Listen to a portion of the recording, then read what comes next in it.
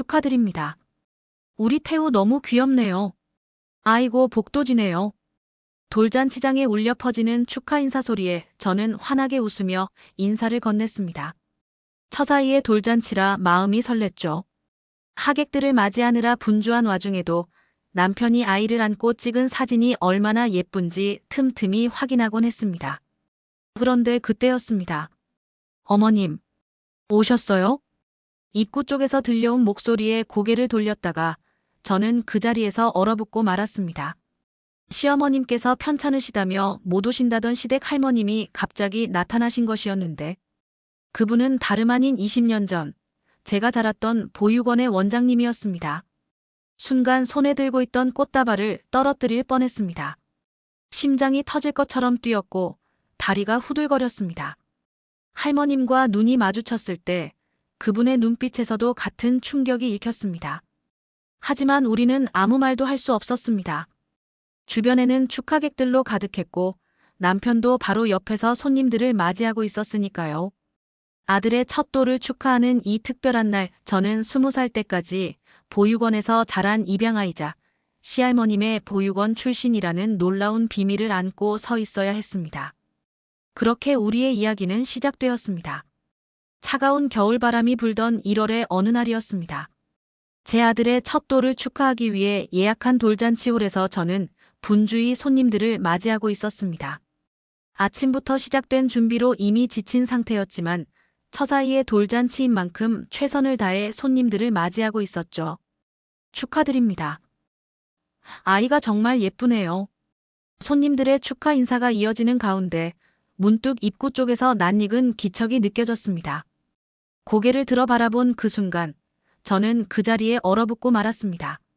어머님, 오셨어요? 목소리가 떨렸습니다.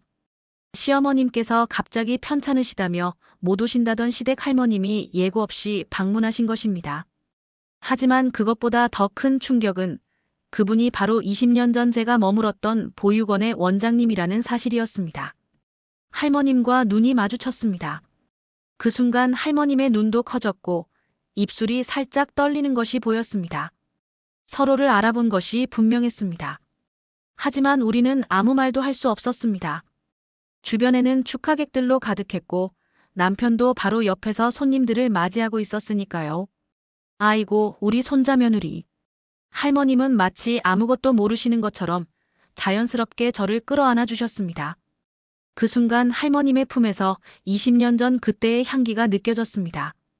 변함없이 포근하고 따뜻한, 그리고 은은한 비누향이 나는 그 품이 저를 더욱 떨리게 만들었습니다. 할머님, 이쪽에 앉으세요.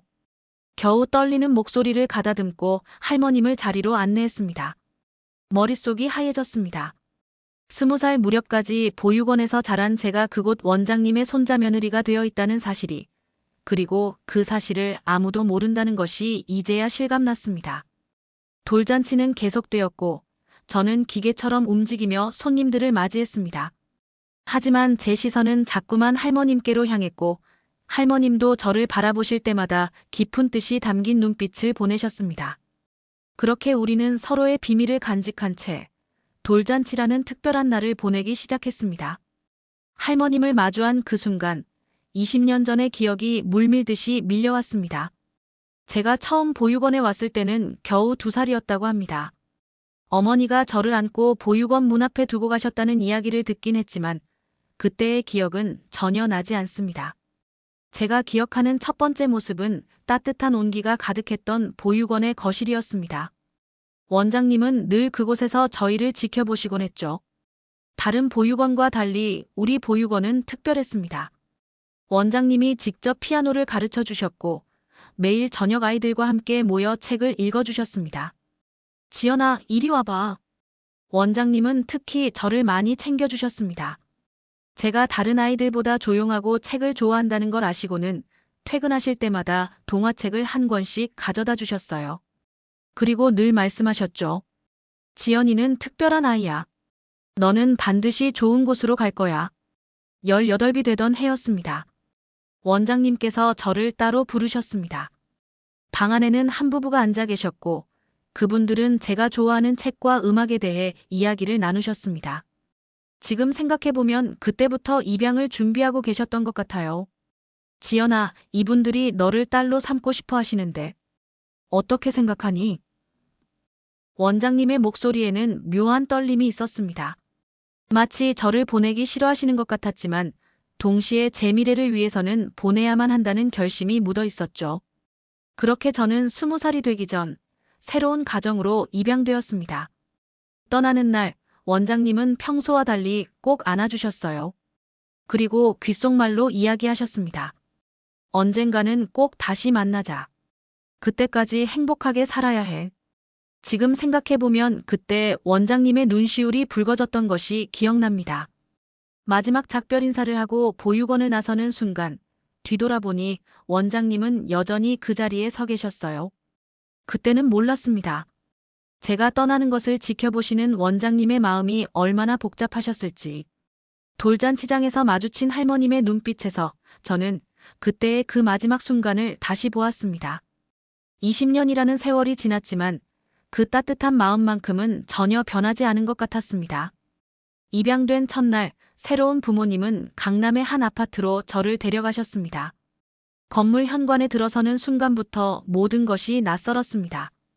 보육원의 오래된 나무 계단과는 달리 반짝이는 대리석 바닥, 은은한 조명, 그리고 조용한 복도.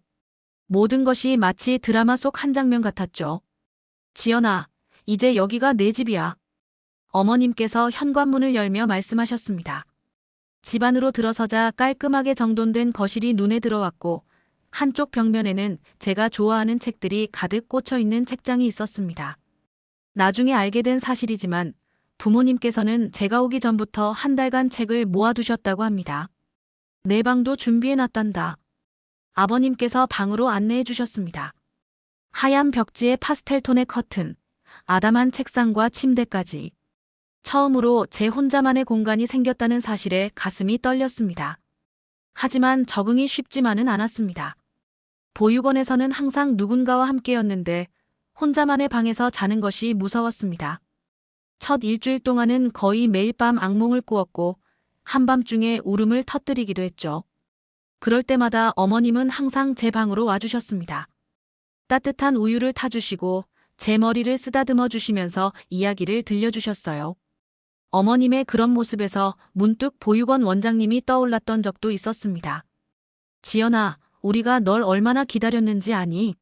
10년을 기다렸단다. 어느 날 저녁 어머님께서 조심스럽게 말씀하셨습니다. 그제야 알게 되었죠. 부모님께서는 오랫동안 아이를 가지지 못하셨고 입양을 결심하기까지 많은 고민을 하셨다는 것을. 시간이 흐르면서 저는 점차 새로운 환경에 적응해 갔습니다. 대학교에 입학하고 학업에 열중하면서 보육원에서의 기억들은 조금씩 흐려져 갔습니다.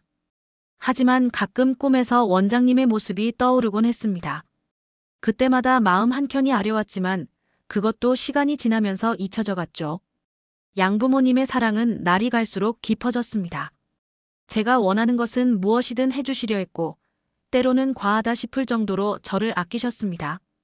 그런 부모님의 사랑 덕분에 저는 점점 더 안정을 찾아갔고 자연스럽게 입양하라는 사실도 잊은 채 살아가게 되었습니다. 대학교를 졸업하고 첫 직장에 취직했을 때 저는 이미 완벽하게 이 가정의 일원이 되어 있었습니다. 회사에서는 능력을 인정받았고 주변에서는 모두 저를 운이 좋은 딸이라고 불렀죠. 부모님께서는 제가 하고 싶은 공부는 무엇이든 지원해 주셨고 덕분에 대학원까지 진학할 수 있었습니다. 남편을 만난 것은 30즈음이었습니다. 회사 동료의 소개로 만났는데 첫 만남부터 마음이 갔죠. 차분하고 진중한 성격에 무엇보다 책을 좋아한다는 점이 저와 잘 맞았습니다. 데이트를 할 때면 주로 서점이나 도서관에 갔고 좋아하는 책에 대해 이야기를 나누었죠. 지연 씨는 정말 교양이 깊으시네요. 부모님께서 어떻게 키우신 거예요? 남편의 이런 질문에 저는 항상 애매하게 웃으며 넘겼습니다. 입양 사실을 이야기해야 할까 고민도 했지만 차마 용기가 나지 않았습니다. 게다가 이미 너무 오래된 이야기였고 굳이 할 필요가 없다고 생각했죠. 결혼을 결심하고 양가 상견례를 했을 때였습니다. 시어머님과 처음 만난 자리에서 의외의 이야기를 들었습니다. 우리 어머님이 보육원 원장님이셨는데 지금은 연세가 있으셔서 시골에 계세요. 결혼식 때는 오실 거예요. 그때는 몰랐습니다. 그 말씀이 제 인생을 완전히 뒤바꿔 놓을 거라는 것을. 결혼식 날 시할머님은 건강이 좋지 않다는 이유로 참석하지 못하셨습니다. 단체 사진을 찍을 때도 시할머님의 자리는 비어 있었죠. 그래서 저는 그분이 제가 알던 그 원장님일 거라고는 전혀 생각하지 못했습니다. 신혼생활은 행복했습니다. 남편은 제가 상상했던 것보다 더 좋은 사람이었고 시댁 식구들도 저를 친딸처럼 아껴주셨습니다. 특히 시어머님은 늘 우리 며느리는 우리 집의 복덩이라며 저를 자랑스러워하셨죠. 가끔 시할머님 이야기가 나올 때면 왠지 모를 긴장감이 있었지만 저는 그저 시골에 계신 연로하신 할머님이라고만 생각했습니다. 명절에도 건강상의 이유로 못 오신다고 해서 저 역시 한 번도 뵌 적이 없었죠. 그렇게 3년의 시간이 흘렀고 저는 임신을 하게 되었습니다. 그리고 그 기쁜 소식을 전하고 얼마 지나지 않아 운명처럼 시할머님과 마주하게 된 것입니다. 임신 소식을 들었을 때 온 가족이 기뻐했습니다. 특히 시어머님은 첫 손주라며 설레하셨고 양가 부모님 모두 마치 약속이라도 한 듯 저를 극진히 챙기셨습니다. 하지만 그 행복한 순간 속에서도 제 마음 한켠에는 묘한 감정이 자리 잡고 있었습니다. 입덧이 심했던 어느 날 문득 제 친생어머니가 떠올랐습니다. 저를 임신했을 때는 어떤 기분이었을까? 저를 보육원에 두고 가실 때는 어떤 마음이었을까? 평소에는 생각하지 않던 것들이 자꾸만 머릿속을 맴돌았습니다. 지연아, 괜찮아? 양어머님께서 걱정스러운 눈빛으로 물으셨습니다. 제가 멍하니 창밖을 바라보고 있었나 봅니다. 네, 괜찮아요, 어머님. 그냥 잠시 생각에 잠겼어요. 대답은 했지만 마음속으로는 복잡한 감정이 일었습니다. 제 뱃속의 아이에게 언젠가 이 이야기를 해줘야 할까? 아니면 저처럼 모르게 해야 할까? 임신 중기에 접어들면서 태교에 신경 썼습니다. 매일 밤 클래식 음악을 들려주고 동화책을 읽어주었죠. 그러다 문득 보육원에서 원장님이 들려주시던 동화가 생각나서 펑펑 울었던 적도 있었습니다. 여보, 갑자기 왜 그래요? 당황한 남편의 물음에 저는 그저 호르몬 때문이라고 둘러댔습니다. 하지만 사실은 달랐죠. 제가 받았던 사랑을 이제는 제 아이에게 줄 수 있다는 생각에 벅차오르는 감정을 주체할 수 없었던 겁니다. 출산 예정일이 다가올수록 불안감도 커졌습니다. 유전적 질환은 없을까? 아이가 건강하게 태어날 수 있을까? 친생부모의 의료 기록을 전혀 모르는 상황이 저를 불안하게 만들었습니다. 선생님, 제가 입양아인데요. 산부인과 의사 선생님께 조심스럽게 털어놓았습니다. 다행히 의사 선생님은 따뜻하게 설명해 주셨고 필요한 검사들을 꼼꼼히 해주셨습니다. 출산은 예정일보다 일주일 일찍 진행됐습니다. 진통이 시작되고 병원에 도착했을 때 양어머님께서 제 손을 꼭 잡아주셨습니다. 우리 지연이 잘할 수 있어. 그 말씀에 눈물이 났습니다. 저는 참 복받은 사람이구나. 이렇게 많은 사랑을 받으며 자랐고 이제는 제가 그 사랑을 전해줄 차례라는 생각이 들었습니다. 아들이 태어났을 때 처음 울음소리를 들은 순간 모든 걱정이 사라졌습니다. 까무잡잡한 피부에 동그란 눈을 가진 아이를 품에 안았을 때 저는 결심했습니다. 언젠가는 이 아이에게 저의 모든 이야기를 들려주리라고. 그리고 그 이야기 속에는 보육원 원장님도 양부모님도 그리고 지금의 가족들도 모두 포함되어 있을 거라고요. 출산 후 시간이 빠르게 흘러 어느덧 아들의 첫 돌이 다가왔습니다. 남편과 저는 아들의 첫 돌을 특별하게 치러주고 싶었습니다. 특히 저는 제 자신의 어린 시절에 대한 보상 심리가 있었는지 모든 것을 완벽하게 준비하고 싶었습니다. 여보, 돌잔치 장소는 여기로 할까요? 우리 부부는 한 달 전부터 주말마다 돌잔치 홀을 돌아다녔습니다. 마침내 강남의 고급스러운 호텔 연회장으로 장소를 정했죠. 돌잡이 물건부터 답례품까지 하나하나 꼼꼼히 선택했습니다. 특히 돌복은 제가 가장 신경 쓴 부분이었습니다. 전통 돌복과 현대식 돌복을 모두 준비했고 사진 촬영을 위해 스튜디오도 예약했습니다. 촬영하는 날 전통 돌복을 입은 아들을 보며 문득 제 첫 돌 사진이 없다는 생각이 들었습니다. 어머님, 시할머님은 건강이 좀 어떠세요? 어느 날 시어머님께 조심스럽게 여쭤보았습니다. 아이고, 요즘은 더 안 좋으셔서 돌잔치도 못 오실 것 같다고 하시네. 시어머님의 답변에 왠지 모를 아쉬움이 들었습니다. 한 번도 뵌 적 없는 시할머님이었지만 첫 손주의 돌잔치인데 참석하지 못하신다니 안타까웠습니다. 초대장 문제로 고민하던 중 시어머님께서 말씀하셨습니다. 할머님께는 내가 따로 연락드릴게. 초대장은 안 보내도 돼. 돌잔치 준비를 하면서 가끔 이상한 꿈을 꾸었습니다. 보육원 원장님이 나오는 꿈이었죠. 원장님이 저를 안아주시는 꿈을 꾸고 나면 이상하게 마음이 불안했습니다. 그래서 더욱 돌잔치 준비에 몰두했는지도 모릅니다. 지연아, 너무 무리하지 마. 양어머님께서 걱정스러워 하셨습니다. 하지만 저는 멈출 수 없었습니다. 마치 무언가에 쫓기듯 완벽한 돌잔치를 만들어내고 싶었습니다. 돌잔치 전날 밤, 저는 모든 준비물을 다시 한번 점검했습니다. 테이블 장식, 답례품, 돌잡이 물건, 포토존 소품까지. 그런데 왜일까요? 가슴 한구석이 계속 불안했습니다. 마치 무언가 큰일이 일어날 것 같은 예감이 들었습니다. 여보, 이제 그만 자요. 내일 일찍 일어나야 하잖아요. 남편의 말에 마지못해 잠자리에 들었지만 쉽게 잠이 오지 않았습니다. 창밖으로 보이는 달을 바라보며 생각했습니다. 내일은 우리 아들의 특별한 날이야. 아무 일 없이 잘 끝났으면 좋겠다. 하지만 그때까지만 해도 저는 몰랐습니다. 다음 날 일어날 일이 제 인생을 완전히 뒤바꿔 놓을 거라는 것을. 돌잔치 당일, 저는 새벽 5시에 눈을 떴습니다. 잠을 설쳤던 탓인지 눈이 퉁퉁 부어 있었죠. 서둘러 냉찜질을 하며 준비를 시작했습니다. 메이크업숍 예약은 아침 7시, 그 전에 아이를 깨워서 준비시켜야 했습니다. 우리 아들, 일어나 볼까? 아직 잠에 취해 있는 아이의 볼을 살짝 간지럽혔습니다. 아이는 평소와 다르게 칭얼거리지 않고 금방 일어났네요. 아이를 씻기고 준비하는 동안 남편은 이미 차에 필요한 물품들을 싣고 있었습니다. 지연아, 돌복은 챙겼어? 네, 어머님. 가방 안에 다 넣어뒀어요. 아침부터 오신 시어머님께서 꼼꼼하게 체크해 주셨습니다. 메이크업을 마치고 호텔에 도착했을 때는 9시가 조금 넘은 시간이었습니다.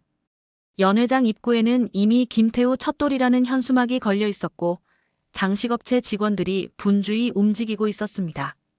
사모님, 포토존은 이쪽에 설치하면 될까요? 네, 거기 좋을 것 같아요. 조명은 좀 더 밝게 해주세요. 하나하나 꼼꼼히 체크하는 동안 시간이 빠르게 흘러갔습니다. 11시, 드디어 모든 준비가 끝났습니다. 연회장은 제가 상상했던 것보다 더 아름답게 꾸며졌어요. 하얀 장미와 파스텔 톤의 풍선들로 장식된 공간이 마치 동화 속 한 장면 같았습니다. 여보, 잠깐 나 좀 봐요. 남편이 조용히 저를 불렀습니다. 너무 긴장하지 말아요. 우리 태우 첫돌인데 당신도 즐거워야지. 남편의 따뜻한 말에 마음이 한결 가벼워졌습니다.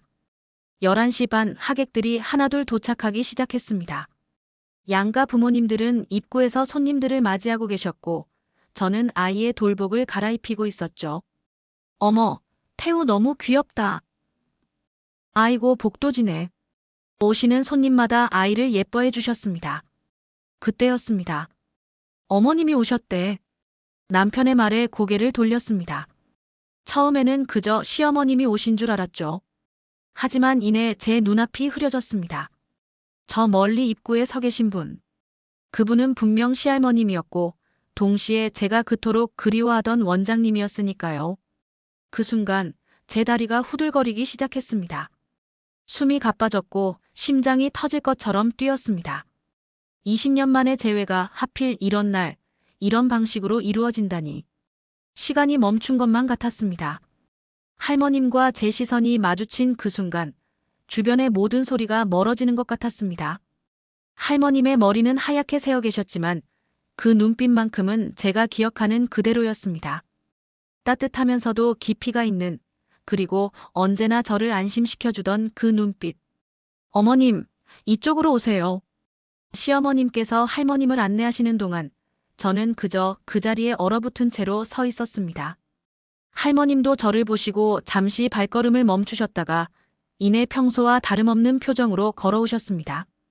우리 며느리. 할머님의 목소리가 살짝 떨렸습니다.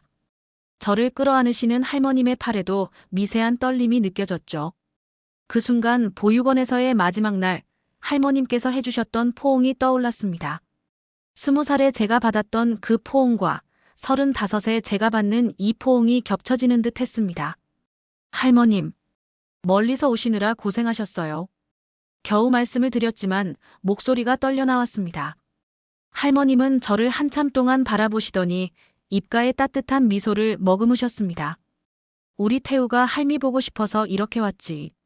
마치 아무것도 모르는 것처럼, 아무 일도 없었던 것처럼 자연스럽게 말씀하시는 할머님을 보며 저는 더욱 당황스러웠습니다. 하지만 동시에 할머님의 배려심이 느껴졌습니다. 지금 이 순간, 이 자리에서는 아무것도 드러내서는 안 된다는 걸 눈빛만으로도 전해주고 계셨으니까요. 어머, 어머님 오셨어요? 남편이 다가와 인사를 드렸습니다. 할머님은 손주 며느리를 처음 보시는 것처럼 자연스럽게 대화를 이어가셨고, 저는 그저 옆에서 어색한 미소를 지을 수밖에 없었습니다. 우리 태우 어디 있나? 할미가 안아봐야지.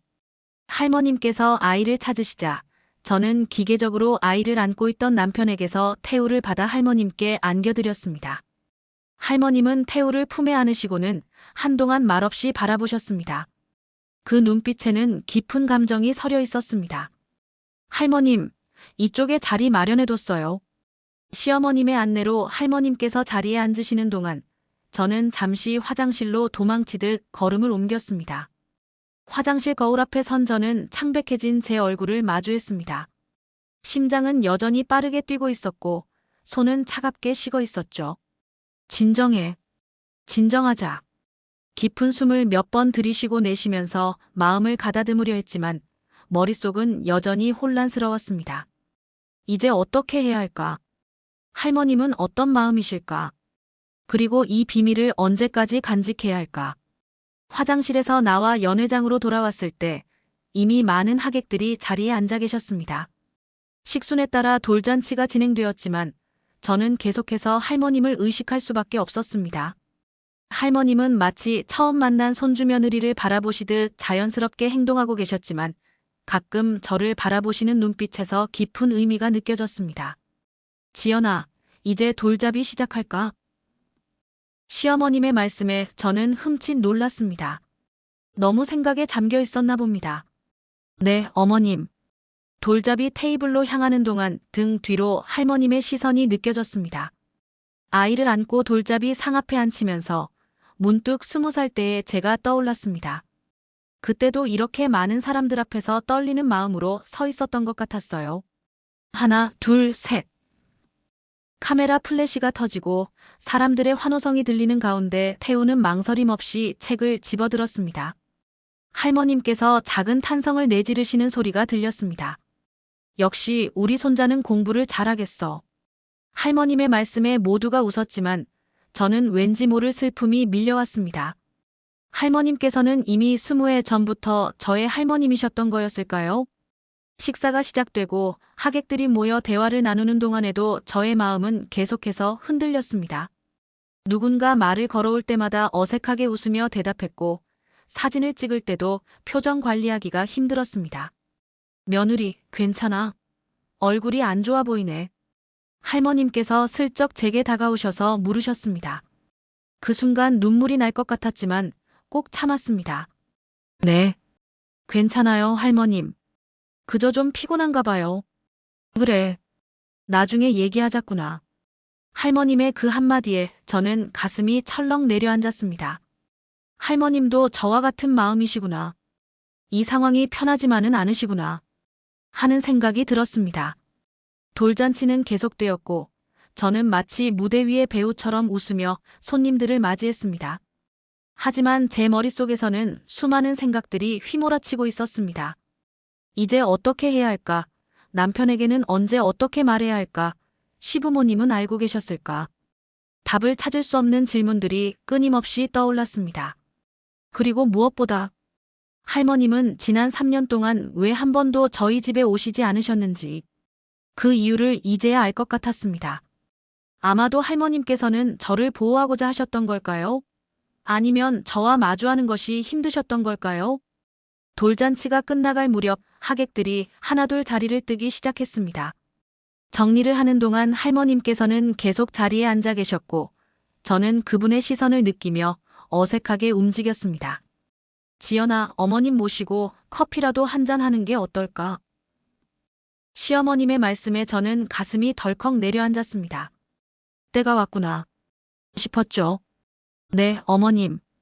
호텔 1층의 커피숍으로 자리를 옮겼습니다. 남편은 태우를 데리고 먼저 집으로 돌아갔고 시어머님께서는 둘이 오랜만에 이야기 나누시라며 자리를 피해 주셨습니다. 할머님과 단둘이 마주 앉은 순간 숨이 막힐 것 같았습니다. 많이 컸구나. 할머님께서 먼저 입을 여셨습니다. 그 한마디에 눈물이 왈칵 쏟아질 것 같았습니다. 원장. 아니, 할머님. 어떻게 불러야 할지 망설여졌습니다. 원장님이라고 해도 돼. 지연이한테는 내가 평생 원장님이었으니까. 할머님의 눈가가 붉어지셨습니다. 그동안 알고 계셨어요? 떨리는 목소리로 여쭤보았습니다. 알았지. 우리 아들이 며느리감을 소개받았을 때부터 내 사진을 보자마자 알았단다. 우리 지연이를. 어떻게 모르겠니? 침묵이 흘렀습니다. 커피잔에서 김이 모락모락 피어올랐지만 누구도 손을 대지 않았습니다. 그런데 왜? 제가 말을 꺼내려는 순간 할머님께서 먼저 말씀하셨습니다. 내가 행복하게 살고 있는 걸 알았어. 그래서 굳이 나타나지 않았던 거야. 내 새 삶에 방해가 되고 싶지 않았단다. 할머님의 말씀에 눈물이 주르륵 흘렀습니다.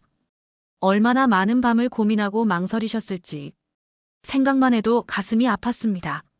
하지만 이제는 말해야 할 것 같구나. 내 아이에게도 할머니가 생겼으니, 우리가 이렇게 인연이 되었으니. 원장님, 저 너무 보고 싶었어요. 참았던 감정이 터져나왔습니다. 할머님께서는 자리에서 일어나 제 옆으로 오셔서 저를 안아주셨습니다. 나도 너무 보고 싶었다, 지연아.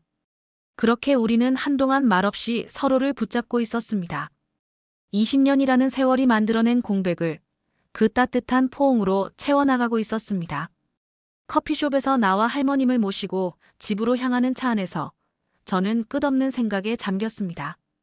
이제 어떻게 해야 할까? 남편에게는 어떻게 말해야 할까? 시부모님은 알고 계셨을까? 지연아, 너무 조급해하지 마라. 할머님께서 제 마음을 읽으신 듯 말씀하셨습니다.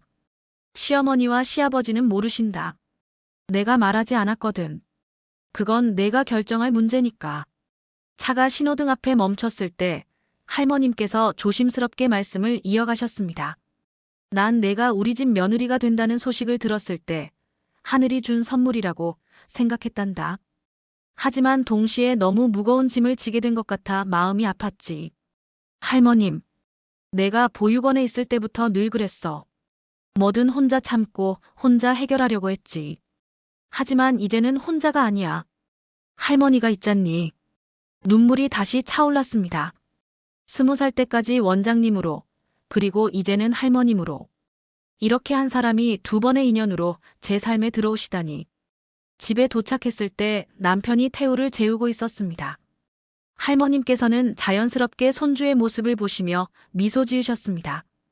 지연아, 이제 어떻게 할 생각이니? 남편이 잠든 아이를 방에 눕히고 나온 후 할머님께서 물으셨습니다.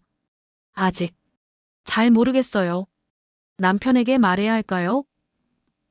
그건 내가 결정할 일이지만 숨기는 것보다는 말하는 게 나을 것 같구나. 내 남편은 이해할 거야.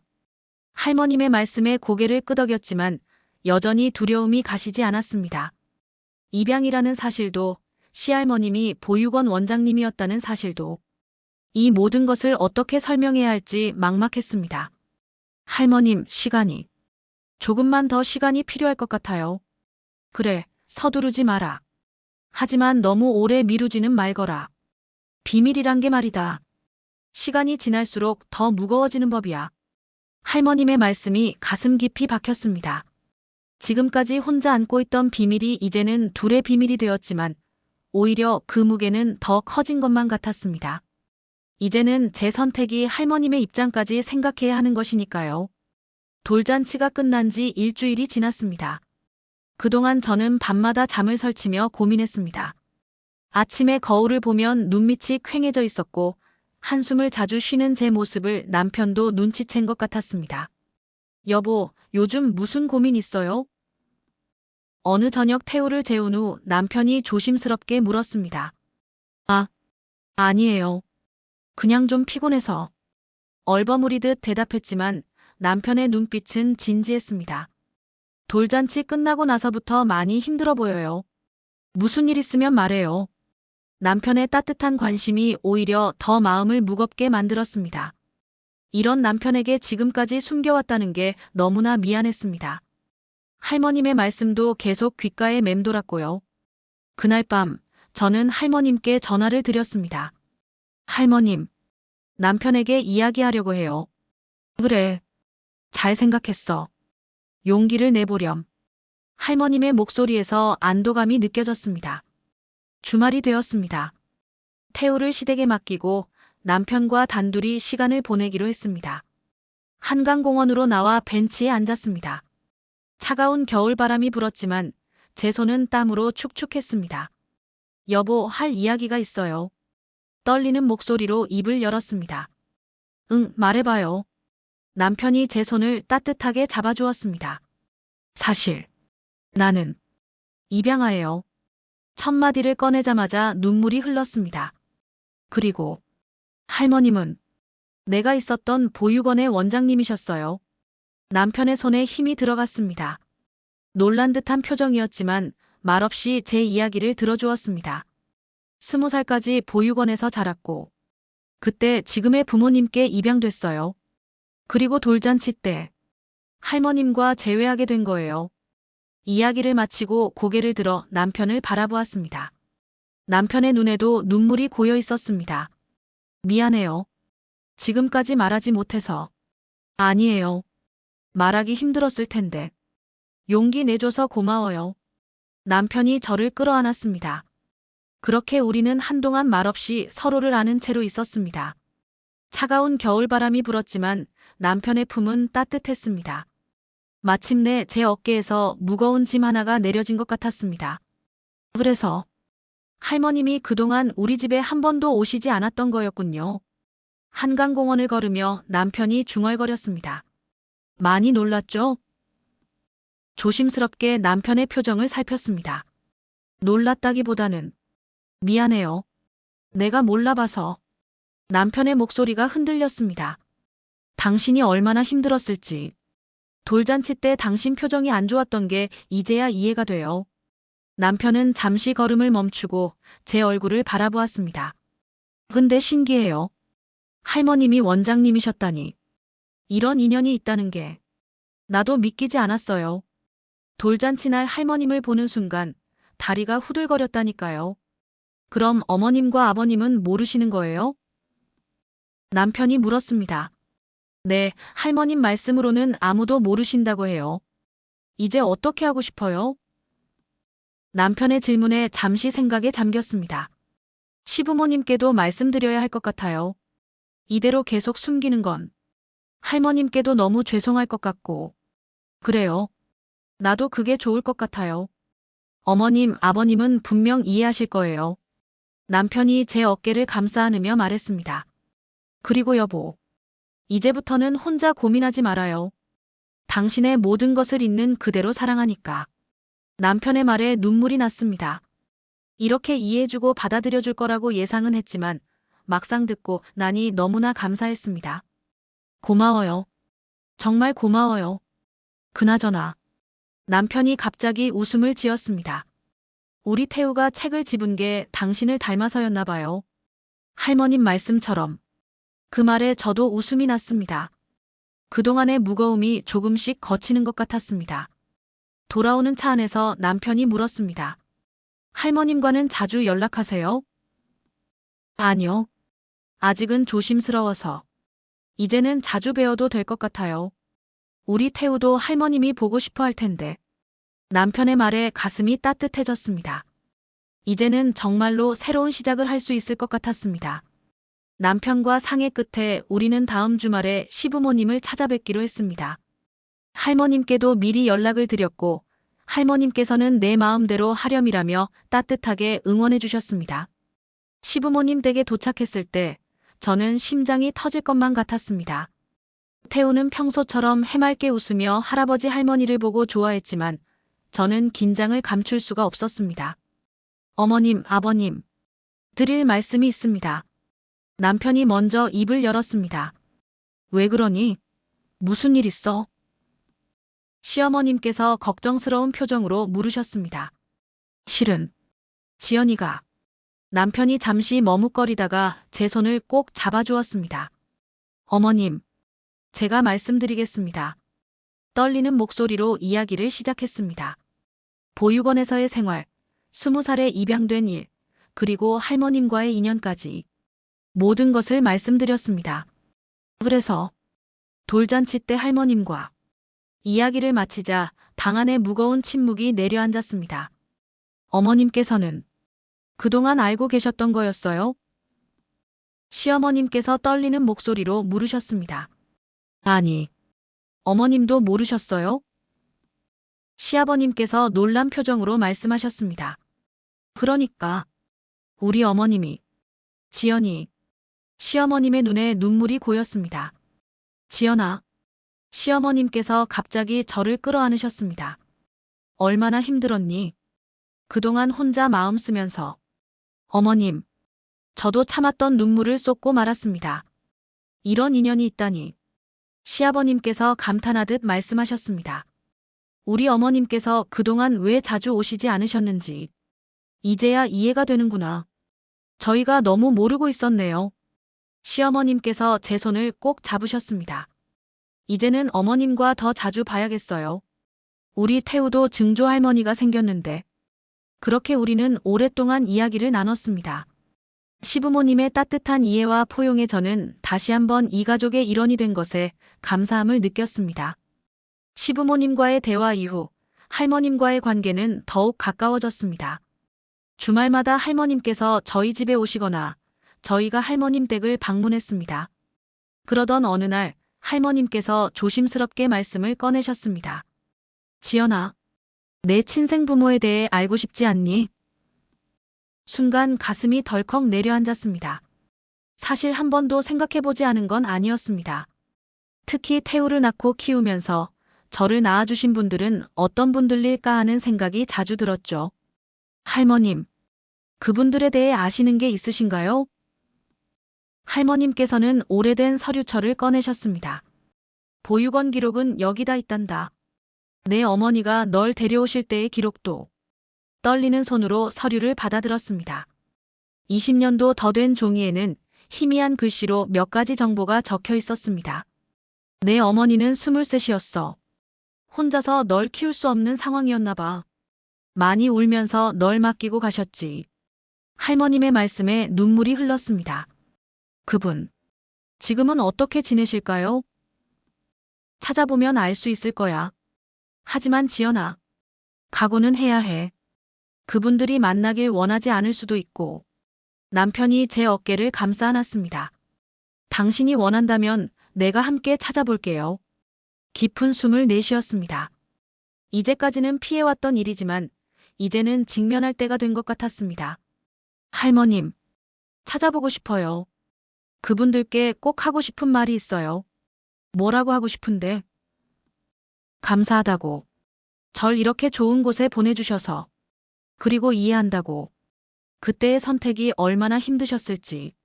할머님께서 눈물을 훔치셨습니다. 우리 지연이가 이렇게 마음이 예쁜 아이였지. 그래, 함께 찾아보자. 할머니가 도와줄게. 그렇게 저는 새로운 여정을 시작하기로 했습니다. 두렵기도 하고 설레기도 했지만 이제는 더 이상 혼자가 아니었습니다. 할머님과 남편 그리고 가족들이 함께 해주시니까요.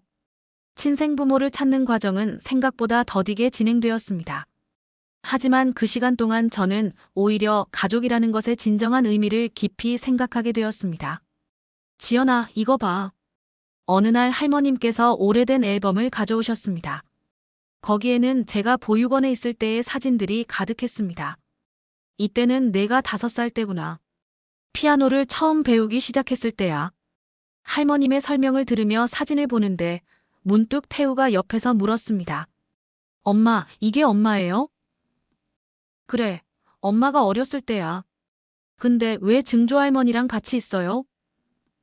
순간 멈칫했지만 이내 마음을 다잡았습니다. 그건 할머님이 엄마를 키워주셨기 때문이야. 아, 그럼 할머님이 엄마였어요? 그렇지. 할머님도 엄마의 엄마셨고 지금 외할머니도 엄마의 엄마야. 태우가 잠시 생각하더니 말했습니다. 와, 그럼 엄마는 엄마가 2명이네요. 그 순간 할머님과 저는 서로를 바라보며 웃음을 터뜨렸습니다. 아이의 순수한 생각이 오히려 진실을 꿰뚫은 것 같았습니다. 양어머님께서도 자주 찾아오셔서 할머님과 이야기를 나누셨습니다. 처음에는 어색했지만 시간이 지날수록 2분은 마치 오랜 친구처럼 가까워지셨습니다. 지연이를 위해서는 우리 모두가 한 가족이 되어야죠. 양어머님의 말씀에 할머님께서 눈시울을 붉히셨습니다. 남편은 이런 모습을 보며 자주 말했습니다. 우리 태우는 정말 복이 많은 아이네요. 이렇게 많은 분들의 사랑을 받으니. 그렇습니다. 혈연으로 맺어진 가족도 있고 인연으로 맺어진 가족도 있습니다. 그리고 저는 그 모든 가족의 사랑을 받으며 자랐고 이제는 제가 그 사랑을 태우에게 전해주고 있습니다. 친생부모를 찾는 일은 아직 진행 중이지만 더 이상 조급해하지 않습니다. 언젠가 만나게 된다면 그것은 또 하나의 인연이 될 것이고 만나지 못하더라도 그분들께 감사한 마음만은 변함없을 테니까요. 가족이란 꼭 피로 맺어진 관계만을 의미하는 게 아니라는 걸 이제는 알겠습니다. 서로를 이해하고 사랑하는 마음, 그것이 바로 진정한 가족의 의미라는 것을. 태우의 돌잔치로부터 1년이 지난 지금 우리 가족의 일상은 더욱 풍성해졌습니다.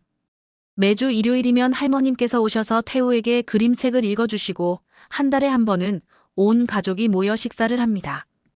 양가 부모님들과 할머님이 한자리에 모이는 모습은 이제 자연스러운 일상이 되었습니다. 지연아, 이제 둘째는 언제 가질 거니?